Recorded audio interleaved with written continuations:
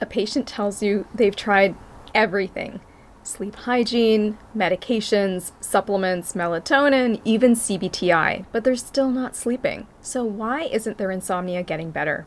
In this video, I'll walk you through 3 things that are often missed in clinical practice, including why trying to force sedation can actually make insomnia worse, and how targeting the wrong perpetuating factors keeps patients stuck. I'm Dr. Nishi Bhopal. I'm a psychiatrist and sleep medicine physician. On this channel, I teach clinicians practical approaches to evaluating and treating sleep problems, including insomnia. You can get CME for this video. Just click the link below that's offered through Learner Plus. So you may find yourself thinking, I've tried everything with this patient. What am I missing? Or I don't really have time to go deeper into sleep in a typical visit. Or I know CBT-I would help, but I don't have anyone to refer to. Or you might be thinking, I end up referring out, but the patient still comes back struggling. And if you're in private practice, referring every insomnia case out often isn't practical, and frankly, it's not always necessary. The reality of clinical practice is that chronic insomnia often persists even when you feel like you're doing all the right things. So what is actually going on here? In many cases, the issue isn't that nothing actually works, it's that most of us were never taught how insomnia develops and what keeps that cycle going. So I want to tell you about a case. This was a 34-year-old woman who came to see me. We'll call her Maria. She worked in tech at a high-pressure job. She was working long hours on the computer. She had to travel frequently across time zones. And over time, she started to struggle more and more with insomnia. She was waking up throughout the night, she was feeling exhausted during the day, and started dreading going to bed. And she had tried everything: medication, supplements, optimizing her sleep environment. She had even worked with a practitioner who was trained in CBT-I, but she still was not getting better. And she was frustrated, and this is where many clinicians start to feel stuck. You might continue to try different types of medications or different interventions without a clear sense of what's actually driving the problem. And in this patient's case, her life was getting smaller. She started avoiding travel because she was afraid she wouldn't sleep. And at that point, she was putting in a lot of effort, and her sleep was getting worse. So what was actually keeping her insomnia going? In cases like this, the issue is often not a lack of tools or a lack of information. It's insomnia-related hyperarousal and the patient's relationship with being awake at night. So the brain starts to associate being awake at night with danger or frustration. Over time, that creates a learned pattern of staying alert. So it's almost like a phobia of being awake at night. So that is the first piece. Insomnia isn't just a sleep problem. It's a problem of nervous system activation. And that brings us to the second piece, which is something that we see all the time in clinical practice, which is this: it's trying to force sedation.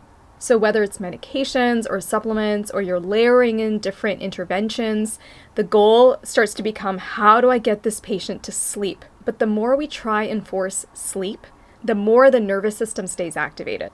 So this is not a failure of the clinician, it's just how many of us were trained to approach insomnia. So I like to use the analogy that it's a bit like swimming. If you're in the water and you start panicking and thrashing around, you start to sink. But when you relax, you breathe, your body naturally floats. Sleep works in a very similar way. We don't force sleep, we allow it. That's why we call it falling asleep. So that is something you can teach your patients how to do.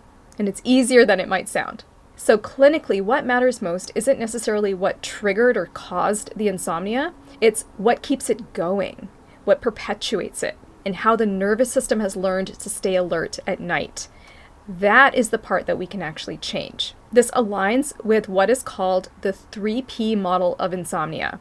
These are the predisposing factors, precipitating events, and perpetuating factors. In clinical practice, the most important piece to focus on is the perpetuating cycle, because that is what keeps the insomnia going after the original trigger has resolved. And the third piece, this is where things really start to change, is understanding whether we're actually targeting the right perpetuating factors. Because if we're not, patients can start to do all the right things and still not get better, or maybe even get worse. So how do you actually work with that in clinical practice? I use a simple framework that I call the CSH Framework to organize what's going on. So this framework helps you step back and look at circadian patterns, sleep drive, and nervous system activation or hyperarousal. Because in most cases, insomnia isn't just driven by one underlying cause. It's a pattern across multiple different areas.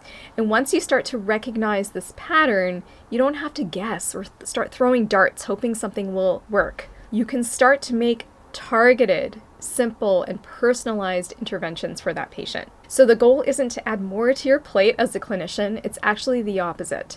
To simplify how you approach these cases so that you can treat insomnia more efficiently in your clinic. And you do this by doing less and getting better outcomes. So if you'd like a structured way to approach insomnia cases like this, I've got a free short mini course for healthcare practitioners where I walk through the clinical evaluation and treatment process step by step. So you can get that at intrabalance.com/doctors. I'll put the link below if you want to explore that further. Okay, so one of the most useful places to start in clinical practice is with a few key questions. For example, if you start with questions like, what do you do when you wake up at night? Or how do you respond to being awake in the middle of the night? Those answers often help you figure out what's perpetuating the insomnia. So back to Maria, in her case, it became clear that the fear of being awake and the effort to control sleep were key drivers of her insomnia. So instead of trying to force her to sleep, we started to focus on calming the nervous system rather than trying to force sedation and changing her relationship with being awake at night. We also worked on building self-compassion and gently supporting circadian rhythm and lifestyle using consistent timing of light exposure, nourishing meals, and gentle movement. So we didn't do anything extreme or aggressive. It was a structured but gentle and systematic approach. And over time, her sleep started to improve. She has actually now regained confidence in her ability to sleep, and she's now off of all medications. So I see this pattern a lot, especially where I'm based here in the Bay Area. So my patients come in highly informed. Many of them know way more about sleep than most people that I've met. And these patients are often tracking their sleep. They're trying different supplements, different gadgets. They're optimizing everything, but they're still stuck. Because the issue isn't a lack of tools or information, it's that sleep has now become something that they're trying to control.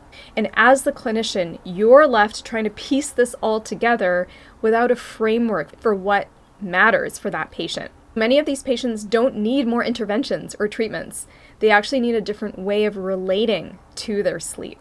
So when insomnia isn't improving, it's often one of these three things: misunderstanding hyperarousal, trying to force sedation, or targeting the wrong perpetuating factors. And one more important piece is how you talk to patients. That actually makes a bigger difference than you may realize. The expectations that you set can either increase their anxiety or reduce it. So we don't want to unintentionally reinforce their struggle with insomnia. Rather, we want to help patients rebuild their confidence in their ability to sleep. Insomnia isn't just a problem of sleep. It is a pattern of learned wakefulness. In the next video, I'm going to walk you through how to evaluate insomnia step by step in clinical practice so that you can start to identify what's actually keeping it going in your patients. If you found this video helpful, consider sharing it with a colleague who sees patients with insomnia, because it may help them approach these cases in a more structured and effective way.